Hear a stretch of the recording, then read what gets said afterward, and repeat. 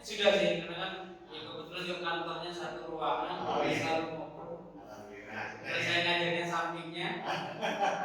Iya Pak. Kemudian yang kedua, benarkah Rumai sudah menyaksikan Pak Agung menerapkan FTP yang tadi dibuat di kelas? Ya, saya rasa mungkin sudah ya, karena beliau yang mengamati. Iya. Oke.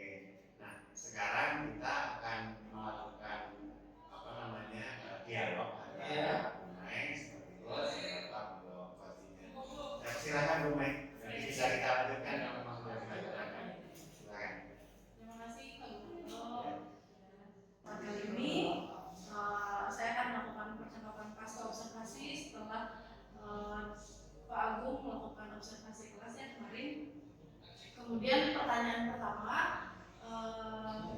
bagaimana perasaan Bapak setelah saya observasi kemarin?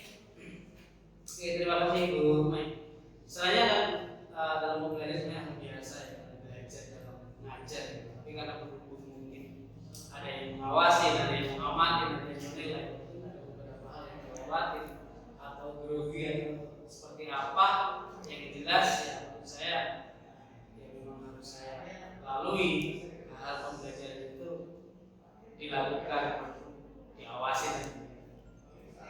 Ya memang ketika kita mengajar atau berdewasi ya mengalir aja ya Pak. Mengalir aja sebenarnya. Kalau misalnya ada yang ngawasin ya. Agak-agak ada yang terlupakan. Biar sistemnya dilalui ternyata ada yang kelewatan. Menurut Bapak bisa diceritakan kembali nggak area pengembangan apa yang Bapak fokuskan atau langkah-langkah dan tahap pembelajaran apa yang sudah Bapak lakukan di dalam kelas? Oke, kalau ini materi yang secara garis besar semuanya adalah praktik, praktik.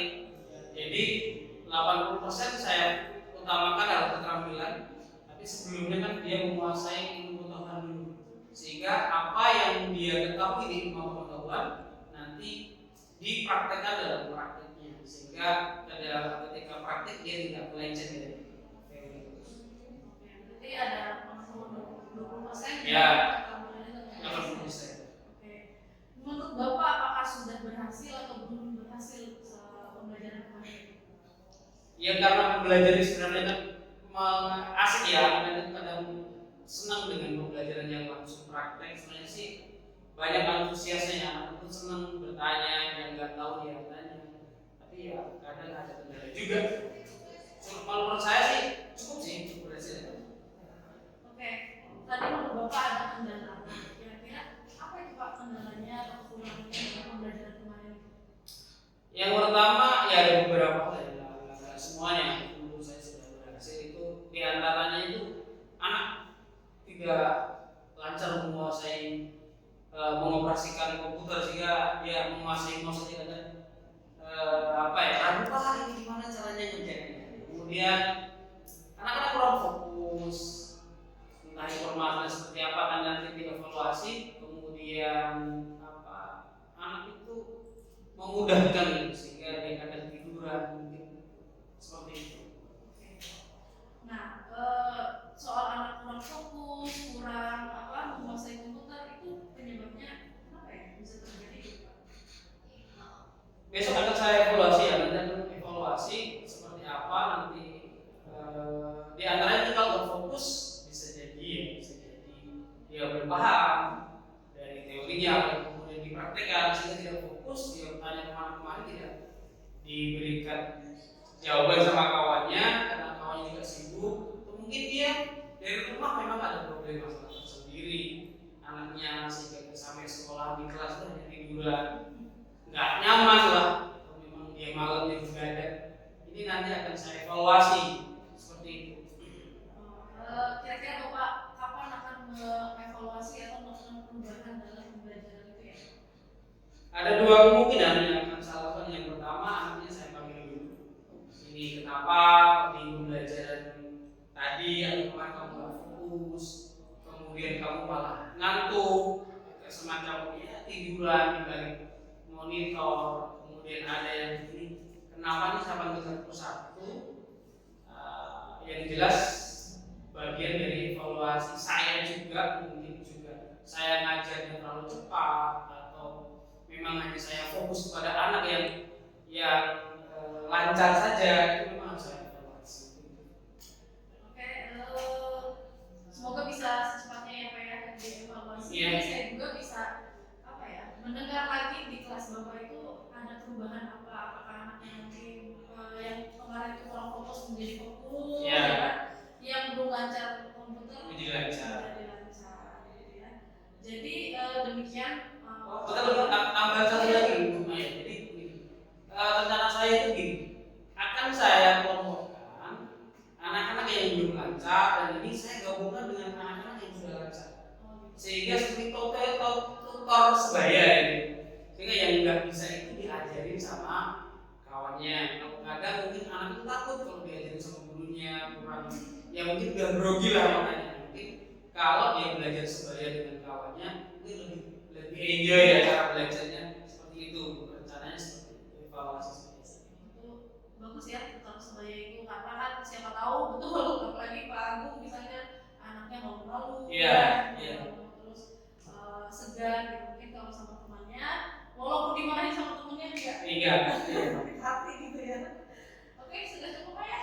Apa mau ditambah? Saya rasa cukup ya ini. Itu semoga ke depan bisa juga perbaiki cara belajar di kelasnya, manajemen kelas saya saat ini perbaiki dari beberapa hal yang saya lakukan, nanti dievaluasi, ibu ngasih masukan ke saya, yaitu terima kasih buat saya, menurut saya itu memang masukan yang positif. Oke Pak, terima kasih ya. Demikian percakapan pasca observasi kami, Pak Guru. Ibaratnya ya sampai bertemu di pertemuan berikutnya lah di yang bagian mungkin ada pembelajaran lain lagi yang bisa saya lihat. Terima kasih.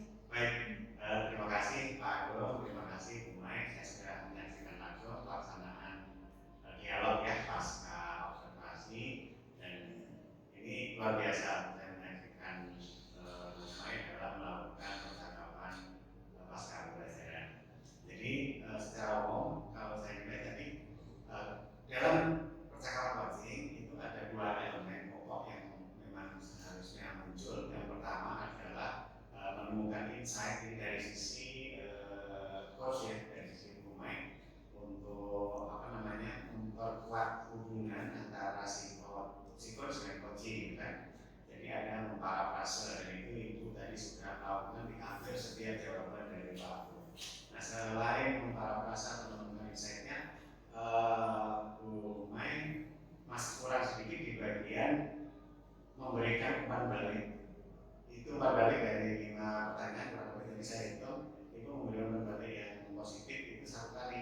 Oh bagus, berarti dari kalimat itu sebenarnya perlu ya ketika percakapan itu untuk membangun kedekatan emosi gitu ya. Ketika orang menanya, kita apa lagi, misalnya seperti itu aja kan jadi datar gitu ya, dan menjadi kurang menarik.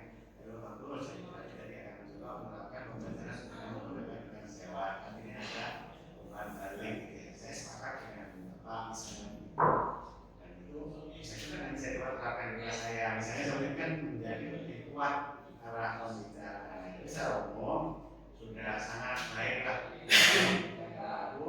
Kalau ini sering dilakukan, kan ini arahnya sebenarnya nanti ke pemimpin pembelajaran. Iya.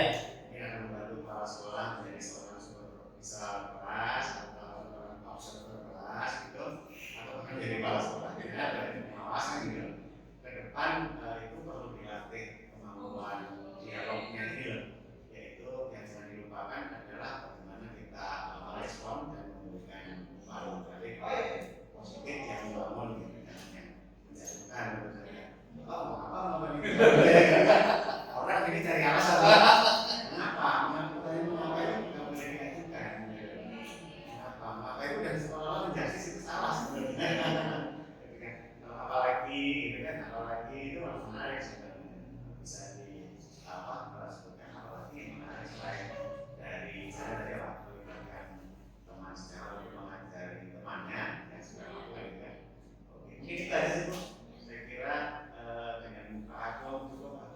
izin saya mengucapkan terima kasih banyak Bapak sudah berkenan meluangkan waktu untuk kami ini dalam kegiatan pendidikan itu.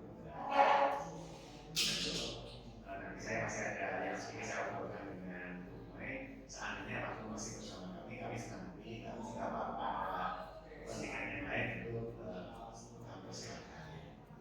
Terima kasih Pak untuk saya diberikan waktu ikut jadi satu tim. Pada dasarnya saya suka ngobrol seperti ini tentang satu kemajuan guru bagi anak-anak. Saya suka. Tapi berhubung saya ada jam Pak, jadi mohon maaf untuk tidak bisa bergabung pada episode ini berikutnya. Jadi saya izin untuk masuk ke kelas.